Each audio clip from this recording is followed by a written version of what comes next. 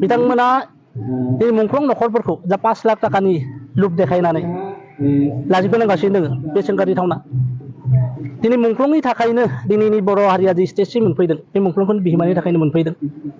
दा बेबायदि मुंख्लंफोरखौ हारिनि थाखाय जाय जायगायाव जिउ बाउसोमबाय बिथांमोनखौ दिनै अपमान खालामबाय थानाय जादों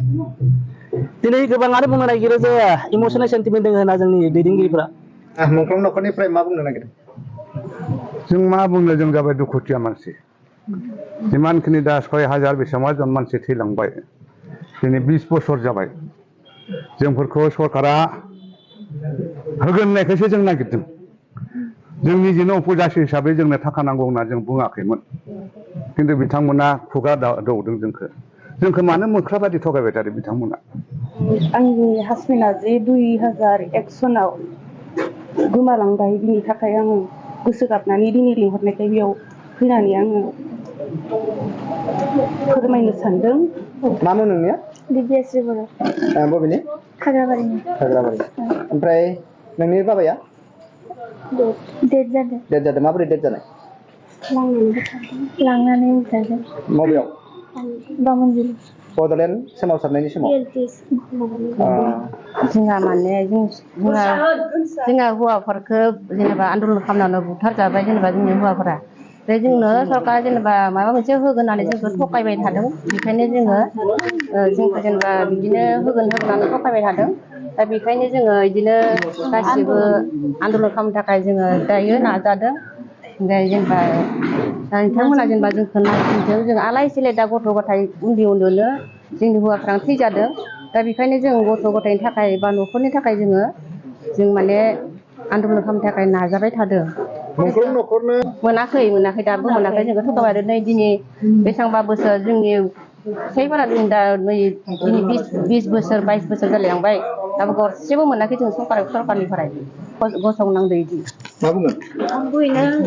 मालिक थैनायखाय दा आलाय सिलायनि बाथ्रा दा इमान बुंबाय थादों सरकारा दा खालामनो हायाखै जोंखौ दा 100 बोसोर जाहैबाय दा होनांगौमोन जोंनो होदों अन्थाइखौ दा बिसिम होनो हायाखै आलाय सिलाय मारै जानो हासबेन्डानो गैयाबा जों बिराद आलाय सिलाय दा होबा मोजां जागौमोन बेनिखायनो खुलुमदों सरकारखौ दा आंथ' बेनो बुंगोन माने जोंखौ लाखिनाखै होदो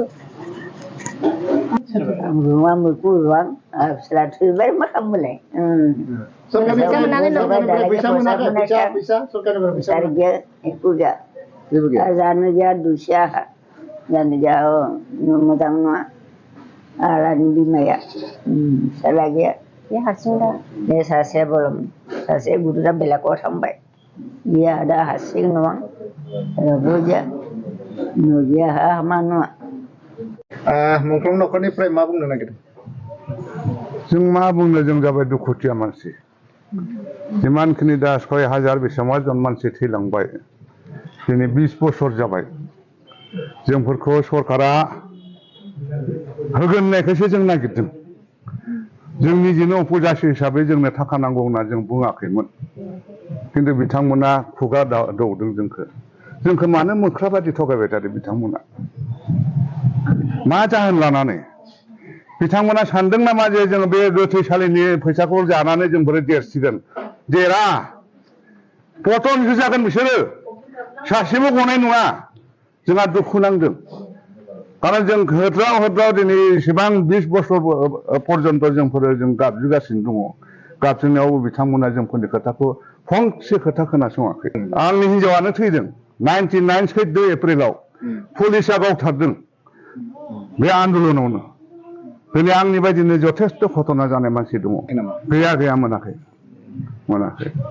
दा दानि सरकारखौ मा बुंगोन दानि सरकारहा दा बिथांमोनाथ' जेरबा बुयै बुंदोंमोन जे जोंफोरो बे 5 बोसोराव जोंफोरा 5 लाख थाखा करि जों होगोन नोंथांमोना सिन्था दा खालाम जोंफोरनो इलेक्सनाव जय खालामना हो बे खोथाखौ बिथांमोना बुंनायखाय जों बयबो गोसो गुदुं जादोंमोन आनन्द मोनदोंमोन दिनै 3 बोसोर जालायलांबा दिनै जोंनि थाखाय जेबो फंसे खोथाखौनो बुंनायखौनो खोनायाखै मुंख्लं न'खरनो 5 लाख चेक होनाय खोनादोंमोन खोनादोंमोन जोङो ओमफ्राय दा गैया माथो दासिमबो खुनु खबरानो गैया अब्ला जोंनि थाखाय गाबनाय मानसि रावबो गैया नामा बाथ्राया बिसोर दा आंहा मोनसे खोथा मोनसे सिन्था खालामदों जे जोंनि बर' माहारिनि गेजेराव एसेबां गोरों गोरा मानसि दङ बे थैनाय मानसिफोरखौ आनन्दसो मोनबाय नामा बिथांमोना फंसेबो खोथा बुङा फंसेबो नारसिना बे खोथाखौ जोंफोर एसे दुखु नांदों इलेक्सनाव जों जा सिद्धान्त लायो जों बेखौनो खालामगोन जों बेखौसो आंनि साननाय मथे आं बे खोथाखौ बुंदों जोंनि मथे जों सोलिसिगोन आरो गामिया जाबाय नलबारि खाग्राबारि खाथियाव ओमफ्राय आंनि गथ' फिसाया जेनेबा हदायनो 5टा बाजाराव हाजिर जाबाय थायोमोन बेनिफ्राय आङो दाबसे जायगायाव थांनानै फैनानै नागिरबोला गथ'खौ मोनदिया मोनैयाव साननै सानथामसो जाबाय जानानै बिनिफ्राय नागिरो मोना उनाव सासे लोगो लानानै आङो नागिरनानै थांबाय खरफोराव खाथाम गावथारनाय मोनहैदोंमोन बेखौ नंगौ नामा होनना नायनो थांनायाव बेनिफ्राय नङा नङियाव बेनिफ्राय बिनि थानानि मानसिया बुंबाय तामुलपुराव दोङो नोंनि ना सोरनि सासे मोदोम गोदोरै गथ' फिसाया दोंहैयो बेयाव थांना नायहैथां होनना बुंबाय ओमफ्राय तामुलपुराव गावथारनाया माबायाव नागरजुलि बे फाथोबारियाव गावथारदो आंनि फिसाज्लाखौ लांनानै आर्मियानो गावथारनायाव बेनिफ्राय नागिर तामुलपुराव मोनहैबाय बर' आन्दलन समाव ओमफ्राय मोनहैनायाव बेनिफ्राय लाना फैनानै ओमफ्राय आर्मियानो गावथारदो बेलेग माबाखै हमना लांनानै दा जिहेतु नोंथांनि फिसाला आंनि फिसाला गिदिर आंनि फिसाला गिदिर बे फिसाला गिदिरा जिहेतु मुंख्लं जाबाय दायो सरकारनिफ्राय माबाफोर मोनदों बेखौ मोनथ'वाखै मोननो लुगैदों आरो जेरै खोनादों मोनगोन होननानै बेवहायनो माने मोनगोन नामा जाहाथे जोङो खरसा पाति थांनाय खोनाखै जाहाथे माइ बांलाफोर मोनोब्ला गाहाम मोनगोन होननानै सानो आरो आंनि साननाय नैबेखौ जोङो डिस्ट्रिक्ट आफादा लादों डिस्ट्रिक्टनि जोंहा 3 बोसोर जाहैबाय डिस्ट्रिक्टआ दा बेखौ सोलाय सोल' खालामनायनिबो खोथा दङ आरो जा सरकारनिफ्राय एक्सकेसिया होनाय खोथा एकर्डनि खोथा बेफोर गासै खोथाखौ सावरायनो गाहाम बे आफादखौ जोङो दिनै हांख्रायनाय जादोंमोन आरो बेयो जों सावरायगासिनो दं दा दिनैनि नोंथांमोननि गेजेरजों दा दिनैनि आफादनि गेजेरजों आं आसाम सरकार गभर्नमेन्ट आरो जोंनि दिनैनि बिटिआर जा काउन्सिलनि सोरखार बिथांमोनखौ जों थोंजोङै सोंखारिगोन बिथांमोना दिनै मुंख्लं न'खरफोरखौ जा 5 लाख थाखानि लुब देखायनानै लाजिफोनांगासिनो दङ बे सोंखारिथावना दिनै मुंख्लंनि थाखायनो दिनैनि बर' हारिया जि स्टेजसिम मोनफैदों बे मुंख्लंखौनो बिहोमानि थाखायनो मोनफैदों दा बेबायदि मुंख्लंफोरखौ हारिनि थाखाय जाय जायगायाव जिउ बावसोमबाय बिथांमोनखौ दिनै अपमान खालामबाय थानाय जादों दिनै गोबाङानो बुंनो नागिरो जे इमसनेल सेन्टिमेन्ट दङ होनना जोंनि दैदेनगिरिफोरा जुदि थारैनो बिथांमोना इमसनेल सेन्टिमेन्ट दङमोनबा मुंख्लंफोरनि सायाव दिनै जा स्टेट गभर्नमेन्ट आरो दिनैनि बिटिआर सोरखारा जाबायदि जोंखौ लाजिफोनांगासिनो दङ बेखौ बिथांमोना सुबिदाखौ होनाय नङामोन दिनै नोंथांमोना मिथिगौ मिडिया जे थांनाय 2017आवनो स्टेट गभर्नमेन्टआ मोनसे खोथा फोसावदोंमोन जे आगोलनि बिएसि बिटिसि एकर्डसिम जायफोरा मुंख्लं बिमुंखौ मोनदों दा बिथांमोननो 5 लाख रां होगोन लोगोसे आसाम आन्दोलना जायफोर मुंख्लं जादों बिथांमोननो 5 लाख होगोन होनना बुंदोंमोन दा बिनिनो हारसाफोरनो होलांबाय जोंनि बर' मुंख्लंफोरखौ मोखां साइडआव खालायना बेयावबो दोनबाय दा बिनि उनावहा बिटिआर एकर्डआव लिरखानाय थानाय बायदिहै दा जों सानदोंमोन बिटिआर एकर्डनि गेजेरजों जा मोननांगौ जाय दुखुथिया जोंहा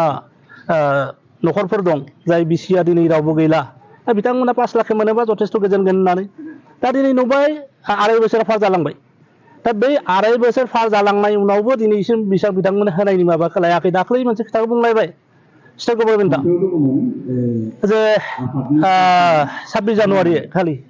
बिथांमोना बुंदोंमोन जे 2000 सासेनो जों होसिगोन 27 जानुवारिनिफ्राय आरम्भ खालामनानै जों होलांगोन दा बेबो मा जादों दा बिथांमोना बुंबाय बेनि लोगोसे जोंनि जा जों माहारियारि आफादनि जा आफादगिरि बिथाङा बुंदोंमोन जे 2000 सासेनो मुंख्लंफोरनो होलांनाय जासिगोन ओंखायनो जोंबो सानदोंमोन जे सानैसोआ मोनग्रोथोंसै मोनसिगोन जों उनफोराव जोंहा होलांबाय थागोन हयथ' मुंख्लंनि लिस्टफोरा क्लियार जायाखै दा दिनै लासै लासै बिथांमोना मा खालामदों बेखौबो खमायनानै सोरबा 400 बुंदों आरोबाव दाख्लै खमायनानै 200 साबानो होना बुंदों दा बेफोर जानो थगायनाय जायाखै लाजि फोनांनाय जायाखै होयोबाथ' डाइरेक्ट होनांगौ दा बेखौ बिथांमोना माहारियारि आफादनि सासे आफादगिरियाबो दंफायो बिथाङानो बुंनाय दा बिथांमोना बेसे बुंना होनांगौमोन मुंख्लंफोरखौ थगायनाय जादों मुंख्लं न'खरखौ थगायनाय जादों मुंख्लंफोराथ' हारिनि खारनाव जिउ बावदोंमोन थाखानि खारनाव बावाखैमोन मुंख्लंनि बिनिमयखौ बिथांमोना होनो हाया जायफोरा मुंख्लंनि बिसि बिथांमोना बे सिख्ला बैसोआवनो खाफालनि सिन्दुरखौ दिनै खोमानानै आलाय आथानैहाय जिउ खुंबोनांदों बिथांखौ बिसोरसो मिथिगौ जाय बिमाया गावनि फिसाखौ हारिनि थाखाय बावबाय बे बिमाया दिनै बे आलाय आथानि जानानै दं बिथांमोना नायफैयाखै आरो बे रांखौ मोननायसो बिथांमोनाबो संसिगौमोन सानदोंमोन बै थगायबाय थानाया सोंखारिथावना आरो बे अपराधबो जादों आरो बेनिखायनो डाइरेक्ट जों सोंखारिदों दिनै मोनसे खोथाखौ बिथांमोना बुंदोंमोन जे सोलायनाय सरकार जोंबो आसा खालामदोंमोन सोलायनायाव बायदिसिना जोंहा एसे एनै जा डेभेलपमेन्ट बे सोलायनाय फैगोन बिटिआरनि एकर्डफ्रा जाफुंगोन